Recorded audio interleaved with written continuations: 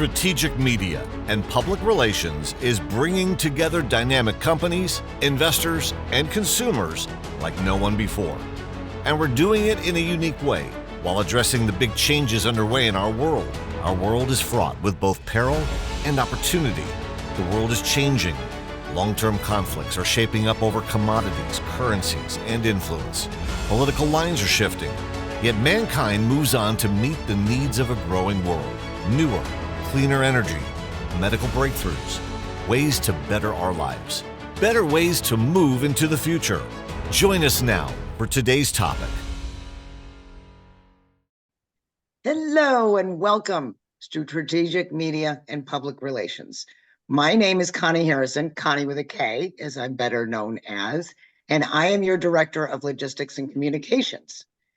Part of the reason that I am leaning in, if you will, to strategic media and public relations is when I got into the investment industry years ago, I was fortunate enough to be able to introduce new products to new asset classes. And what I quickly discovered was there was a disconnect between the companies that were introducing their products and the investors and the consumers that were looking at them. My passion became to connect those dots for people. So strategic media and in public relations, I thank you for allowing me to be a part of this new opportunity for engagement through a new paradigm of engagement. And I would like to introduce Chris Temple, who many of you know. He connects the dots between the world that is ever evolving and investments, the monetary system, the political system. He connects it all. And as the editor and writer for the National Investor, he brings knowledge, not just information. Chris, can you tell us a little bit about yourself? Well, sure. Thank you, Connie. As the motto of the National Investor does say, as you pointed out, we bring you information, not just knowledge. And that's especially important today. You know, Connie, I was talking to one of the company CEOs that I cover in my newsletter just a few days ago, and he made the comment that as the CEO of a public company, he is navigating more factors, more societal pressures, more cross currents in the markets, more geopolitical issues and whatnot than he ever has. And I think you would hear that from the same person. You're certainly going to hear it from me, because after doing this now for, I think it's 44 years, I don't remember this convoluted and volatile a mix of things going on in our world. We've seen record high inflation, which allegedly now is on the decline. We just hit a new record high despite that in the Dow Jones Industrial Average, probably the other major indices to follow. I think the NASDAQ 100 also did hit a new record. And yet we've got a lot of things bubbling under the surface that are worrisome. We have a multifaceted situation in the economy, some parts of it already in recession, some parts still booming. A lot of things that were supposed to happen with the fastest Fed rate hikes in the history of civilization, I guess, to hear some call it. Some things happened that you expected to happen and some things didn't. So our world is complicated. There's a lot of things that we need to be concerned about, but there's a lot of things that are hopeful as well. And people will see in the coming days and months and years with our enterprise here that we bring a lot of these important stories to you, some that are worrisome, some that are hopeful. And especially when it comes to new technologies and science, Connie, and you know this, there's just so much that's really cool going on in the world these days.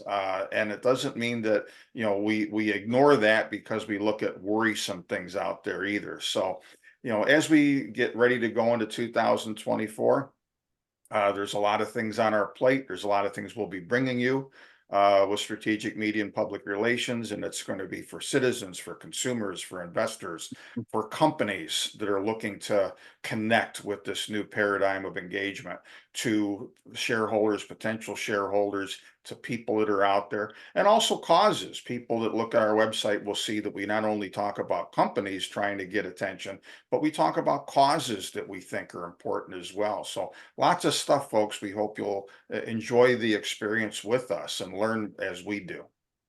Absolutely. Absolutely. Thank you, Chris. On that note as well, please go to our website, strategicmpr.com, and sign up for our mailing list. We've got some great stuff coming. There's a lot of fear out there, but to Chris's point, there's a lot of hope. So, Chris, you touched on a couple of things that I know that you're passionate about. So let's start with going back, and how about a brief, albeit thorough, recap of 2023 so far? Well, again, as I alluded to a moment ago, 2023 saw inflation at least supposedly start to come off the boil. The year is ending where the financial markets are concerned, at least with some euphoria over the idea that the Fed is going to, after first having Fed Chairman Jerome Powell is the biggest arsonist of all time, creating 30% of the US dollars ever in existence inside of less than 2 years. He went from that to being a firefighter, trying to put that inflation and monetary deluge back in the toothpaste tube, so to speak. And now supposedly going back at least partway to being, the arsonist again, or at least as I put on in a recent piece, he's kind of like Ebenezer Scrooge on Christmas morning after he had the dreams and the epiphany, and now he's a nice guy. Right. And now he wants to dance around and be all excited. So I don't think it's going to go as well as some of the markets seem to think right now. We're going to talk in the days ahead, folks. So this is another reason why you're going to want to be on our mailing list. Make sure you also sign up on our YouTube channel. There's already a few such thematic videos there. We're going to be adding a few more very, very soon on some of these issues. But there are a number of reasons why the world that gave us disinflation for 40 years, since the early 1980s, is gone. It's a fantasy. I'm telling you, it's a fantasy to think that we're going to go back to the days of rock bottom interest rates, disinflation, and so forth.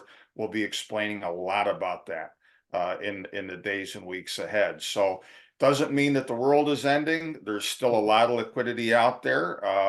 We probably will see the markets continue to behave well for a while, but there's a lot of buildup problems that are going to need to be reckoned with, whether it's debt, whether it's too large a segment of the U.S. population, not to mention other countries that aren't enjoying what you're seeing with all the travel and with the stock market doing well, that are already feeling a recession. Even if the government doesn't tell you there's officially one, talk to a lot of your friends and neighbors. They sure think there's one.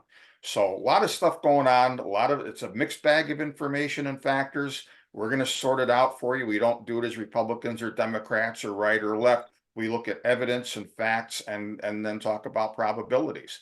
And the same thing too, when we bring you causes, when we bring you companies that we think are worthy of you knowing about, whether it's as a citizen or as an investor. So lots of stuff coming in what is going to be, I think, 2024, a much more volatile year, not as easy a year for investors, certainly, as this past year seemingly has been. And last but not least, we're going to have a political season, that is going to make both 2016 and 2020 look like church social in comparison. So that's going to add even more volatility. I love that. A political season. Oh, goodness. That's great. That's great. So, and the bottom line is you're going to get real with us. You're not going to get some fluffy anything. But in all of those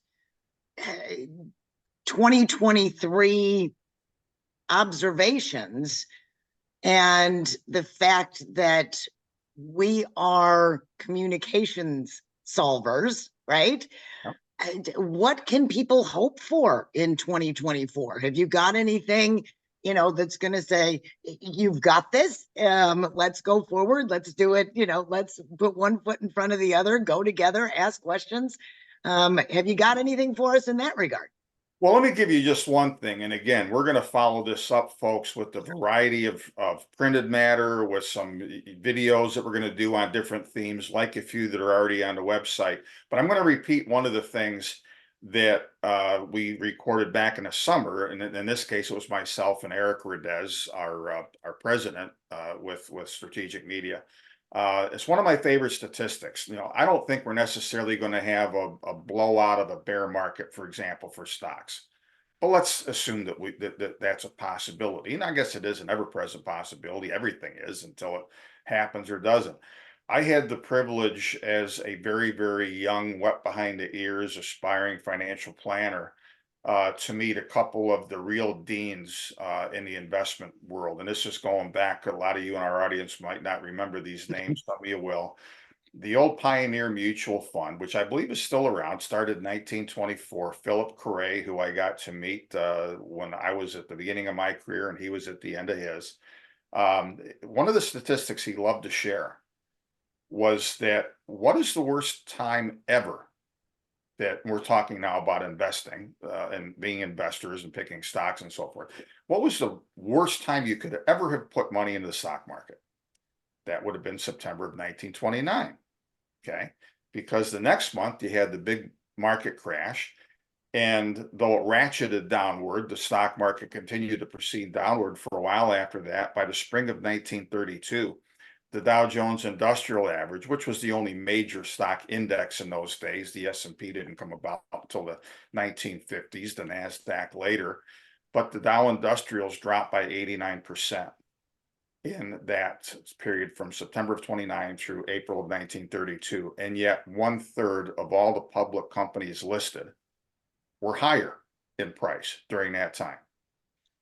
So while we are going to certainly be expounding on and giving you our knowledge on the macro situation and trying to look at probabilities of what interest rates might do and this and that, and how the companies and causes and information and knowledge that we send to you fits in with all of that, the fact is that whatever you think of the macro environment, there are things that are improving our lives coming about every day. You saw at the introduction of this video.